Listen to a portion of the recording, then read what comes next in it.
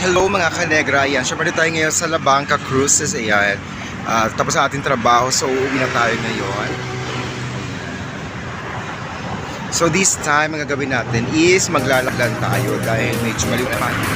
So, samahan niyo ako guys.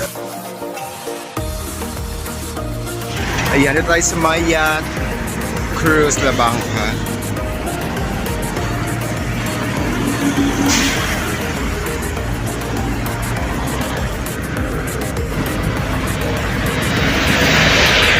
Rush hour na kasi yan. So pauwi, marami sasakyan. Saan tayo dito? Sa Yacht Club. Yacht Cruise pala. What? So let's go. Ayan naman ang daan papuntang 14th Street.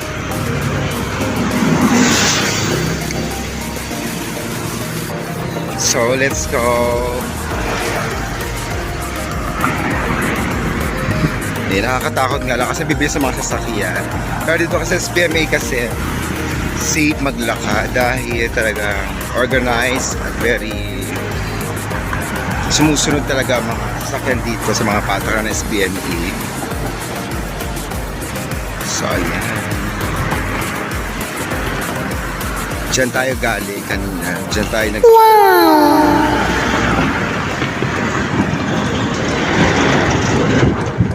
Maalog yung tulay, nakakalo.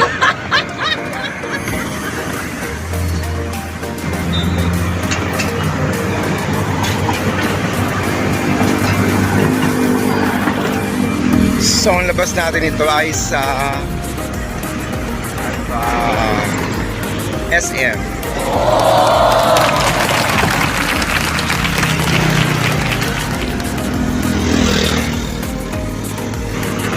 Malapit lang naman ang SM. What? So, maglalakad na lang tayo.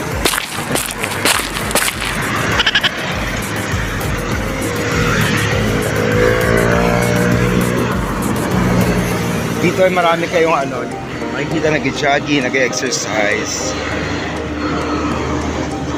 Kasi actually talagang safe dito maglakad. Kahit gabi, talagang safe na safe. Maraming CCTV dito kasi at syempre, yung mga sasakyan ay hindi basta-basta pwedeng mabilis magpatakbo. Talagang mahuhuli talaga sila.